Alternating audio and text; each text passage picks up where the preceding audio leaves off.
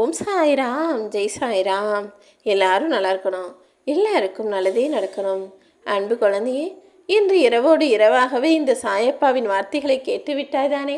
நாளை விடியல நிச்சயமா மிகப்பெரிய மாற்றம் உன் வாழ்க்கையில் வரும்.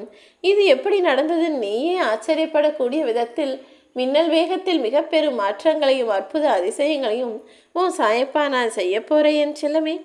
இனிமே நீ நிம்மதியாக மகிழ்ச்சியாக வாழணுன்றத மனசில் கொண்டு வந்துக்கோ. என்ன நடந்தாலும் நான் ராஜாவாக தான் இருப்பேன், எனக்கு எதை பற்றியும் கவலை இல்லைன்னு அடுத்ததை பற்றி அலட்சியம் செய்துவிட்டு உன் வாழ்க்கையில் அடுத்து என்ன செய்யணுமோ அதற்கான அவசியமான வேலைகளை செய்ய பழகு. எப்போதும் அடுத்தவங்க கிட்ட மதிப்போடையும் மரியாதையோடையும் பணிவோடையும் நடந்து கொள்வதெல்லாம் சரிதான்.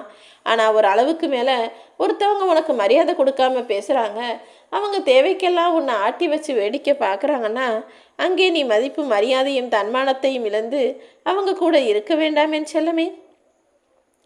உன் வாழ்க்கையில் எது நடந்தாலும் நல்லதோ கெட்டதோ உனக்கு நீதான் ஆறுதல் என்பதை புரிந்து கொண்டால் நீ புத்திசாலி பிள்ளையா மாறிடுவ.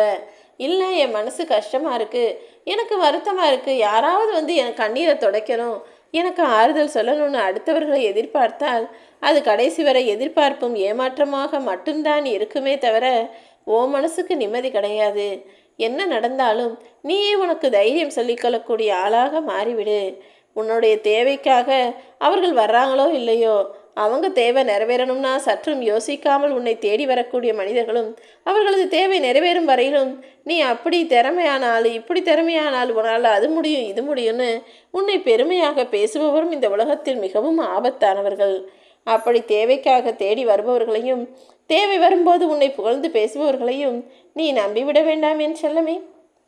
கழுத்தை நெரிக்கிற அளவுக்கு உன் வாழ்க்கையில் துன்பம் பிரச்சனைகள் எது வந்தாலும் அடுத்தவர் நல்லது செய்வாங்கன்னு மட்டும் ஆறுதலுக்கு யாரையும் எதிர்பார்க்காத.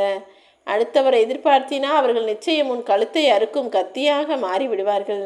உன்னை மதிக்காதவர்களிடம் நீ பணிவோடு பேச வேண்டிய அவசியம் இல்லை என் செல்லமே. ஒருத்தர் உன்னை மதிக்கலை, மரியாதை கொடுக்காம பேசுகிறாங்கன்னா அவங்கக்கிட்ட போய் நீ பணிந்து பணிந்து பேசினால் அது உன் அடிமைத்தனத்தை மட்டும்தான் காட்டும்.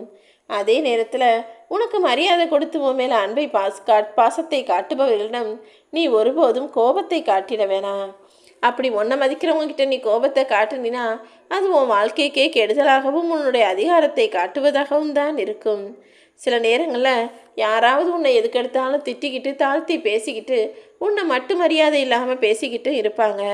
அப்படிப்பட்டவர்களை அப்படியே விட்டுவிடு. ஏன்னா அவங்களால வேறு எதுவுமே செய்ய முடியாததால் தான் சும்மாவே உன்னை குறை சொல்லி தாழ்த்தி பேசுகிறார்கள்.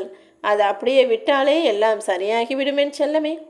அதை விட்டுட்டு அவங்க எப்படி என்னை பற்றி சொல்லலாம் நீ பதிலுக்கு பேச போய் அவங்க பெரிய ஆளாக மாறிடுவாங்க. இந்த வேலை உனக்கு வேணாம்.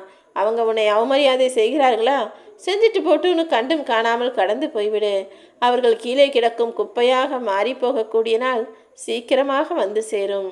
இந்த உலகத்தில் இருக்கிற எல்லாருமே நம்ம அடுத்தவங்க கிட்ட ஏமாந்துடக்கூடாதுன்னு நினைக்கிறாங்களே தவிர நம்ம யாரையும் எக்காரணம் கொண்டும் ஏமாற்றக்கூடாது என யாருமே யோசிப்பதில்லை தானே. உன்னை உதாசீனம் செய்யும் இடங்களில் நீ இல்லை, உன்னுடைய நிழல் கூட நிற்கக்கூடாது என்பதுதான் இந்த சாயப்பாவின் ஆசை.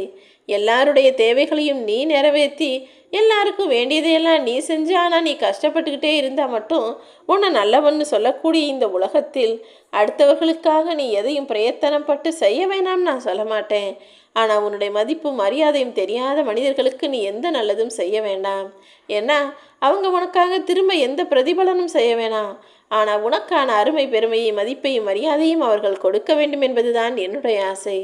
உன் வாழ்க்கையில் நடக்கிற எல்லா விஷயங்களுக்கான முடிவுகளையும் நீயே எடுக்க தயாரான ஆளாக இரு. அப்போது தானே முடிவு நல்லதோ கெட்டதோ அதில் வரக்கூடிய விளைவுகளை எதிர்கொள்ளும் தைரியம் உனக்குள் பிறக்கும். நீ பதட்டத்தோடு தேடினா எந்த பொருளுமே காணா போனது கிடைக்காது தானே.